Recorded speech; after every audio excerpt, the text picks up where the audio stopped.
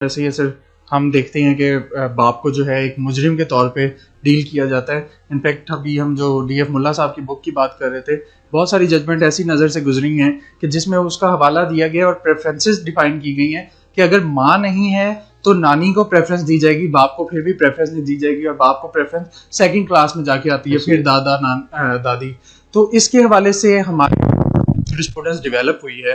तो क्या आपने इसके ऊपर काम करने की कोशिश की कि जो हम माँ से अगला जो राइट है वो बाप का प्रेफरेंशियल राइट होना चाहिए रादर देन नानी? यार मैंने इस सब्जेक्ट पे उस तरह तो फोकस नहीं किया, लेकिन मैंने इस सब्जेक्ट पे कोशिश की है कि दोनों पेरेंट्स, दोनों फ्री कैन या दोनों साइड ऑफ पेरेंट्स अपनी जगह मोतबर हैं, अहम है। मैं समझता हूँ कि सोल कस्टडी के ऊपर हमें फाइट नहीं करनी चाहिए। मेरी अंडरस्टैंडिंग है कि वो बच्चा बाप के पास रहे या बच्चा माँ के पास रहे। मेरी अंडरस्टैंडिंग, जैसे मैंने आपको पहले बताया कि डिफरेंसेस और सेपरेशन और divorce is always between spouses, it is never between parents. तो the child must not suffer. उसको मेरी अंडरस्टैंडिंग मुताबिक एक ऐसा अरेंजमेंट होना चाहिए जिसमें custody should be retained by one of the parents. The other से नॉन कस्टोडियल पेरेंट, जो पेरेंट है, वो मेंटेनेंस उसको एक रीजनेबल अलाउ करे, लेकिन simultaneously the child should have maximum access to the non custodial side of parent. इस arrangement में आपकी लिटिगेशन कम हो जाएगी। आपकी जो लिटिगेशन कम होने की वजह से जो बर्डन कोर्ट्स के ऊपर है, अब आप ये देखिए कि लाहौर में तकरीबन 7,000 केसेस हर महीने फाइल होते हैं, और there are almost 37 family courts and 4 guardian courts, और आई थिंक एक इवनिंग कोर्ट है। 42 कोर्ट्स हैं जो डील कर रही हैं, और हर कोर्ट की जो एक कॉज लिस्ट है वो तकरीबन 120-130 केसेस डेली की है। और एवरेज केसेस लगाएं तो ये आपके तकरीबन 84,000 से लेके 1,10,000 केसेस बनते हैं। अगर आप एक एक बच्चा भी निकालें, 1,10,000 केसेस में से अगर एक एक बच्चा, तो 1,10,000 बच्चा एट स्टेक सिर्फ लाहौर में। आपने इनको एक टग ऑफ वॉर में एंगेज किया हुआ है। उधर से एप्लीकेशन आ रही है मुझे बच्चा दे दिया जाए, इधर से एप्लीकेशन आ रही है बच्चा ना दिया जाए। यार जब तक कोई एविडेंस ना हो, ऑब्वियसली अगर मेरी और मेरी स्पाउस की डिवोर्स हो गई है और मेरे बच्चे और बच्चे मेरे स्पाउस के पास चले गए हैं, मैं उनकी साथ अटैचमेंट की कोशिश करूंगा जो मेरे उसके साथ एसोसिएशन थी। और जब वो एसोसिएशन मुझे कोर्स अलाउ नहीं करेंगे तो ला मोहल्ला डिटैच होकर मैं अगली फैमिली वे में मूव करूंगा। तो उस अटैचमेंट को डेवलप करने के लिए ज़रूरी है कि आप एक इस तरह का अरेंजमेंट करें जिसमें मेरा एज नॉन कस्टोडियल पेरेंट और दूसरे स्पाउस का एक इक्वल बेसिस पे access oriented arrangement of access होनी चाहिए। और वो एक्सेस जो मैंने ये प्रैक्टिस भी करके देखा, इसे अप्लाई भी किया, इस कॉन्सेप्ट को I have started applying this concept of surrendering custody in favour of the mother, preferential right को कंसिडर करते हुए। जी मुझे कोर्स ने देनी ही नहीं एक चीज़, तो मैं उसे कंटेस्ट करने का फ़ायदा किया है।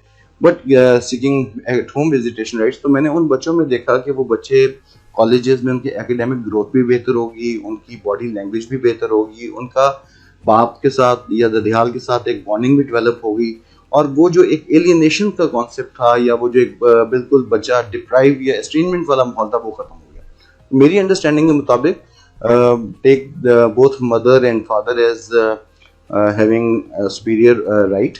आप बच्चे को एक एक्सेस ओरिएंटेड उसमें से निकालिए। देखिए अगर आप देखेंगे ना जी, इसमें जो गार्डियन वार्ड्स एक्ट की जो बेसिक टर्म्स हैं for the code that are being used, that is, one is the locus parentis.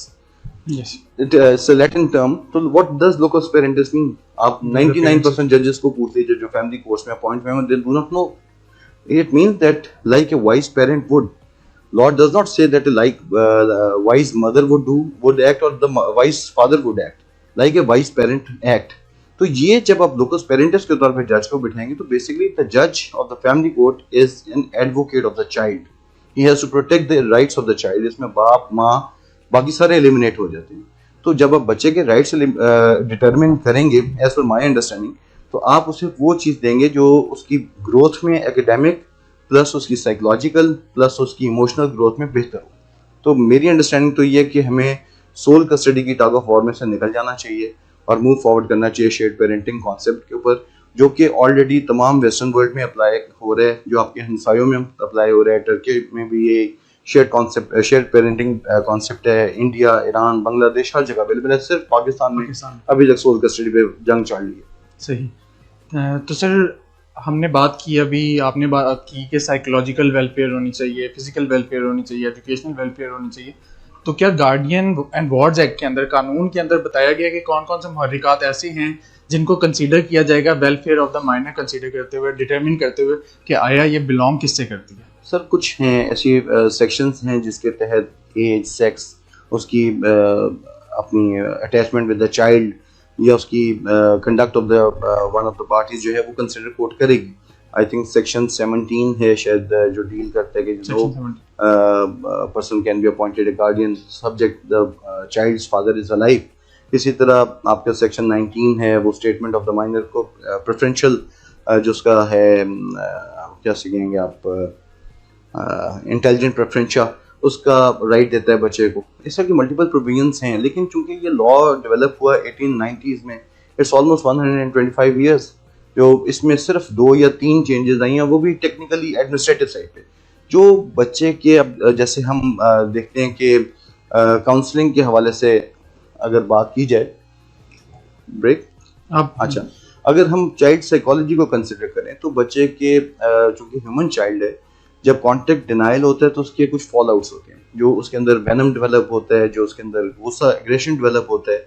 या फिर आप अगर उससे देखें कि जैसे हमने एक रेड की थी बैक इन 2009 शायद, और उसमें एक applied psychological department of Punjab university की रिपोर्ट आई थी। उन्होंने तकरीबन 16 सब्जेक्ट्स डिस्क्लोज किए थे कि ये एलिमेंट्स पैदा हो सकती हैं पेरेंटल एलियनेशन की वजह से।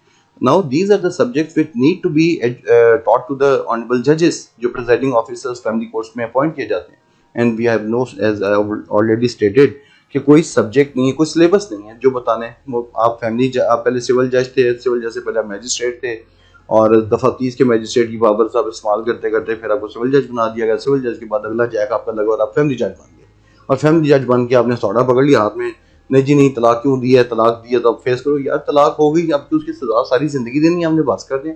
अब